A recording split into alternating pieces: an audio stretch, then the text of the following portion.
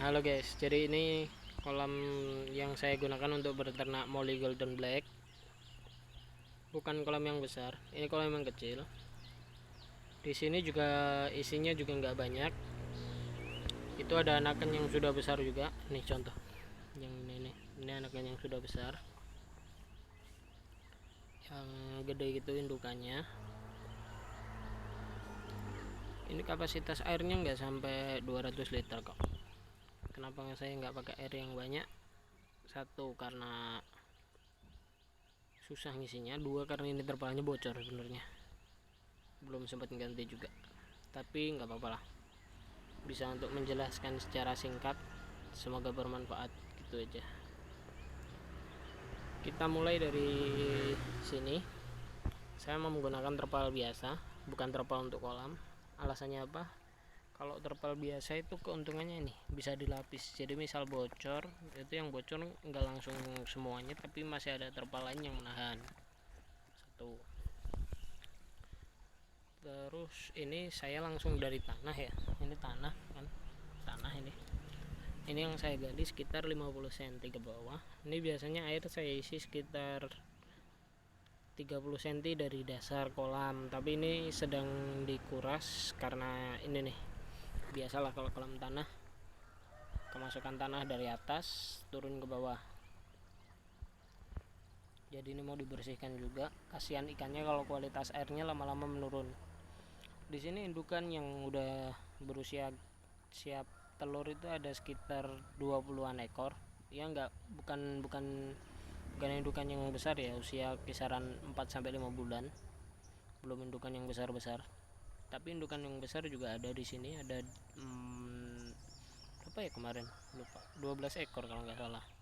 Tapi nggak kelihatan soalnya nggak banyak juga. Soalnya di sini cuma ada sekitar 40 atau 60 ekor gitu. Dan sisanya itu ikan baru yang nggak sempat keambil, jadi sisa anakan yang nggak sempat keambil itu masih banyak juga di sini. Ini kemarin baru dipanen. Sekali panen itu dalam jumlah indukan sekian, itu sekali panen kemarin itu dapat 200 ekoran. Itu dalam sekali panen. Soalnya tiap hari dikontrol juga belum nambah, giliran nambah sekali nambah gitu. Kemarin 200 ekor. Itu rutin, hampir seminggu sekali saya panen, soalnya baru kelihatannya seminggu sekali, nggak tahu kenapa nggak bisa tiap hari juga kan.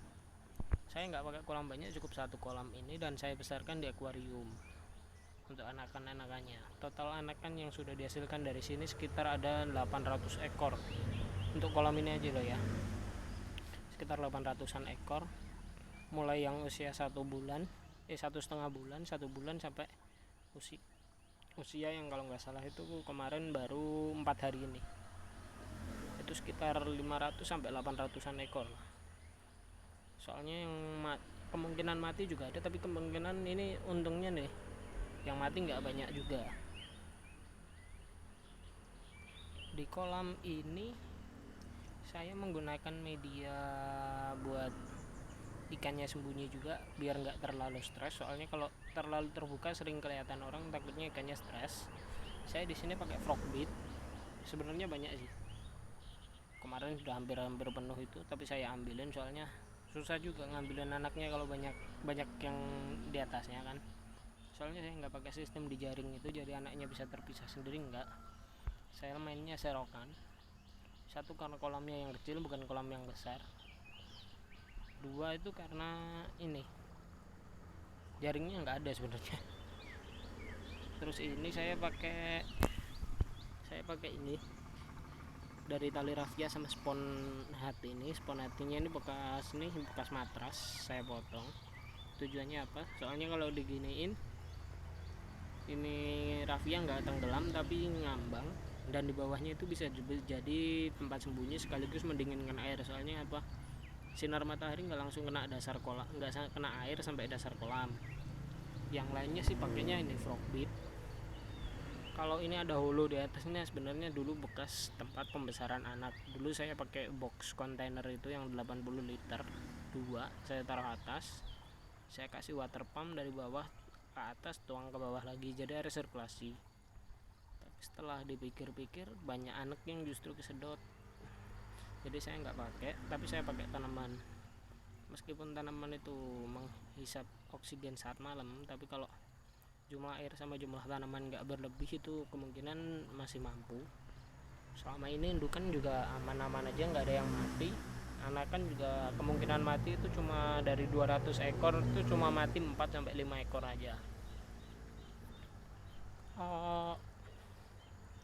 Pemilihan indukan yang bagus itu usia sekitar berapa ya, 1,5 bulan sih udah bisa, tapi kalau saya rata-rata pakai usia 3 bulan up rata-rata, dan sisanya tuh dari anakan-anakan baru juga, anakan-anakan dari kita sendiri. Jadi itu rencana yang anakan usia 1,5 bulan akan saya jadikan indukan lagi, meskipun ya sudah bisa bertelur tapi belum bisa maksimal.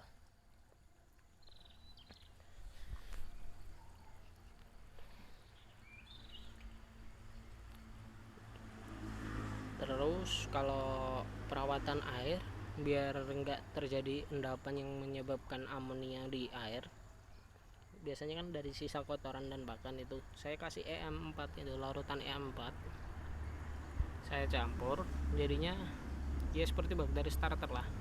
Dan di bawah ini saya kasih pasir, jadi di bawah nggak tebal tapi ada pasirnya gitu. Kenapa saya kasih pasir? Biar satu kan kalau dikasih pasir bawahnya nggak terlalu panas juga ya, soalnya nggak, yang bawah kan nggak kena sinar matahari. Dua, itu sebagai ya biar kelihatan alami aja, jadi ikannya betah gitu.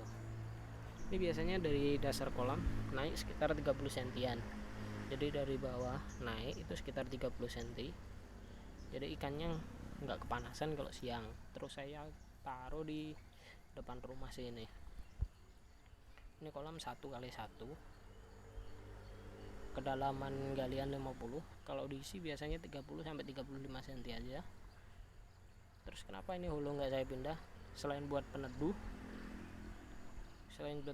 ini juga buat saya kalau mau ngambil yang sana kan itu mepet banget tuh sama pinggiran tanah tuh, takut jatuh saya nginjeknya ini, makanya ini kan kotor juga. Soalnya sekali ngambil anakan itu saya pakainya serokan. Kalau untuk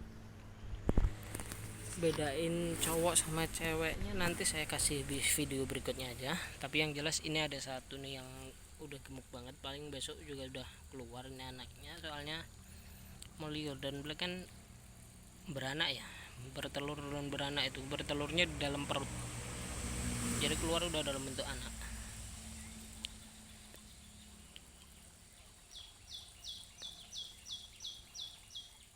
Kalau mau lihat anakan yang baru kemarin, ada lagi nih yang udah usia sekitar 4, 4, 6, 5 mingguan, kalau nggak salah 5 mingguan. Sebentar saya kasih